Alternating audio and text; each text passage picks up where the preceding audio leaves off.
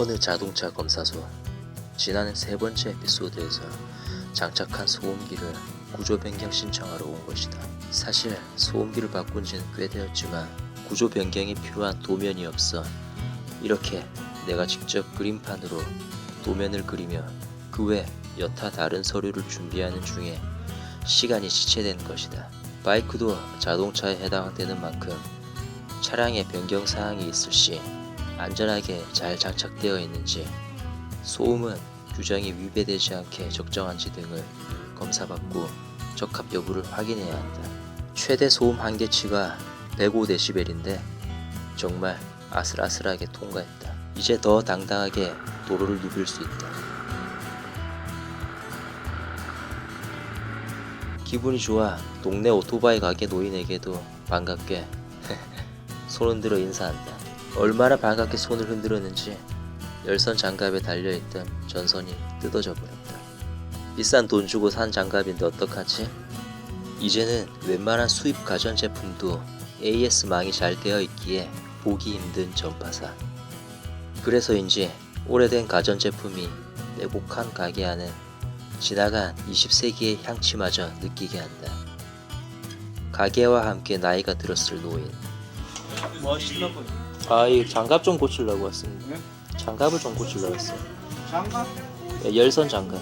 선이 하나 단락돼가지고. 기계는 차갑지만 그것을 고치는 것은 역시 따뜻한 인간이지. 노인과 나는 이런저런 이야기를 하며 끝나가는 겨울의 끝을 녹이고 있었다. 아이고 며느리가 그래 좋아. 야, 며느리가 딸보다 왜 사이보다 며느리가 좋대. 그런 게 있구나. 나 집에서도 장가를 하긴 하는데 에? 나는 장가를 좀 늦게 하고 싶어요 지금. 안 갔어요? 예.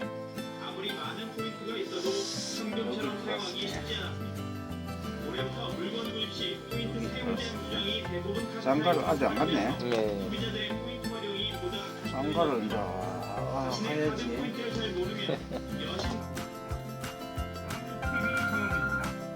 한참 일에 집중하고 있던 노인은 전화벨 소리에 혹시 다른 손님인가 싶어 얼른 전화를 받아봤지만 스팸 전화임을 알고 허탈함과 짜증을 감추지 못했다. 20세기의 아날로그 기계에는 정통해 있는 노인이지만 21세기의 디지털 기기는 역시 어려운 모양이다. 나는 그런 노인이 안쓰러워 그의 스마트폰에 스팸 전화 정보를 볼 수 있는 앱을 깔아주었다. 동네 가게에서만 느낄 수 있는 따뜻한 정. 그러고 보니 열선 장갑은 고장나서까지 나를 따뜻하게 해준 셈이다. 저기 높이 솟아있는 빌딩은 부산국제무역센터. 내가 한 인터넷 게시판에 게시한 론라이더에 댓글을 단 누군가를 만나기로 한 약속 장소이다. 댓글은 자신 또한 부산에 거주하는 라이더라며 언제 한번 같이 달리자는 내용이었는데 오늘이 바로 그날인 것이다. 나를 반갑게 맞이해주는 남자. 그렇게 우리는 부산의 오륙도로 함께 달려왔다. 마침 그의 바이크도 나의 SR400과 감성 코드가 맞는 클래식 바이크였기에 우리는 노을이 깔린 오륙도를 배경으로 커피를 마시며 이런저런 바이크 이야기를 했다. 그리고 2달이 지나서야 다시 그와 만나게 되었는데 그와 또 몇 명의 라이더와 함께 지리산의 오도제로 향했다. 참, 지금부터 그를 나들이님이라고 칭해야겠다.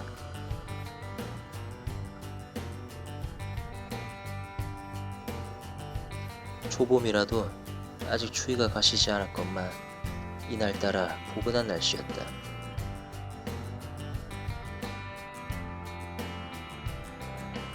일요일인데도 불구하고 차들도 얼마 없어 여유로운 도로까지. 아무래도 오늘은 라이딩하기에 정말 좋은 날인데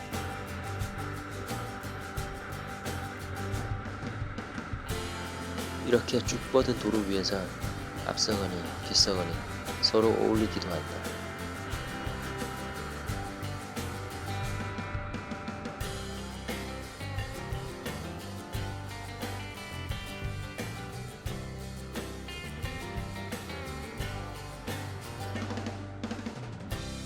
마침 모두들 비슷한 배기량이라 너무 빠르지도 느리지도 않게 쾌적한 주행.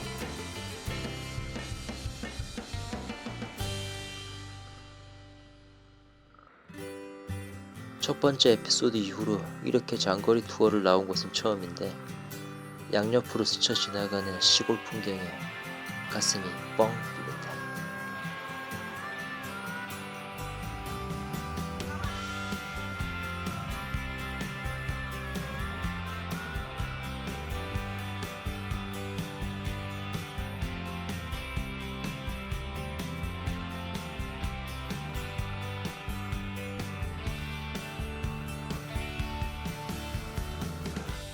얼마 달리지 않은 것 같은데 벌써 목적지인 오도제에 도착. 오토바이 타고 놀기 좋은 곳이라고 오도제인가? 농담이다. 이야, 이리저리 굽어 있는 것이 참 기이한 길이다. 그럼 힘들게 여기까지 왔으니 한번 달려봐야겠지.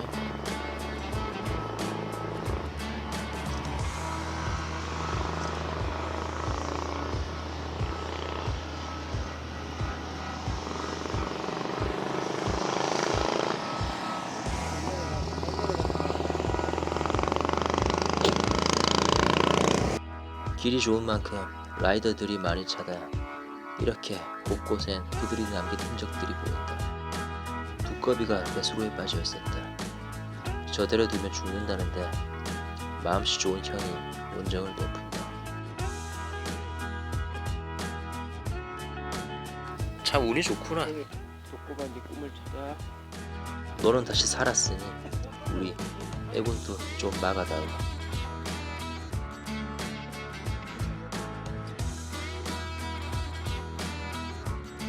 쉬지 않고 200km를 달렸으니 슬슬 배가 고파온다.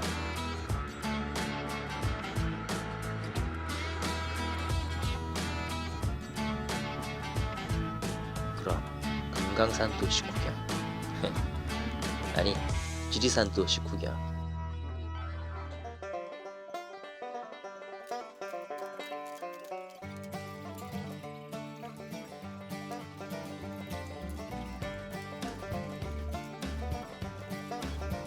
모두 배가 고픈지 정말 허겁지겁 먹는다.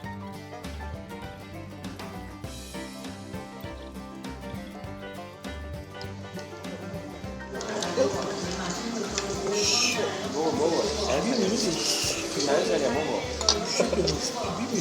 살아야 자연산이야.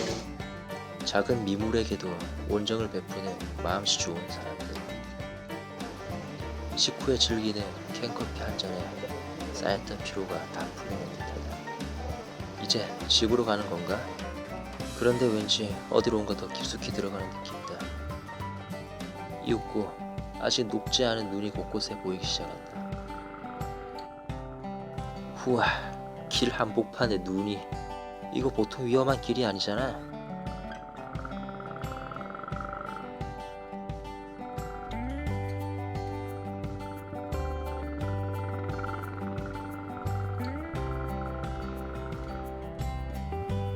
마침내 이 길의 정상.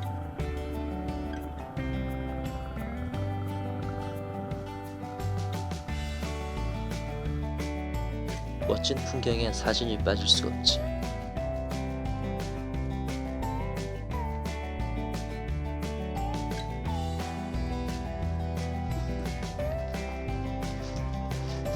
누가 부산 사람 아니랄까봐 눈장난에 마냥 신나있다.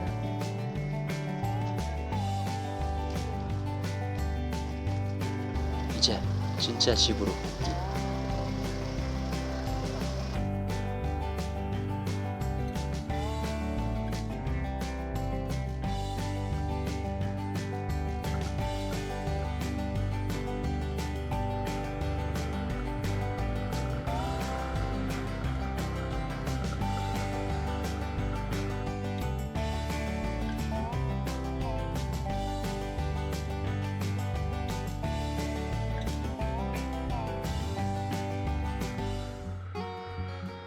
엄청난 장거리. 벌써 몇 번을 주유소에 들렸는지 모르겠다.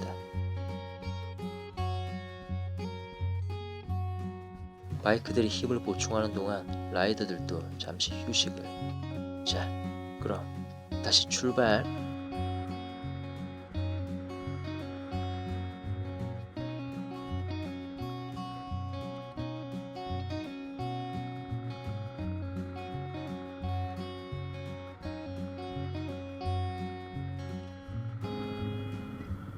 여유 있던 도로가 어느새 정체되고 있다.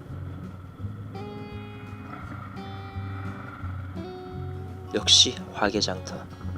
사람들로 가득 북적이는 것이 활기가 엄청나다.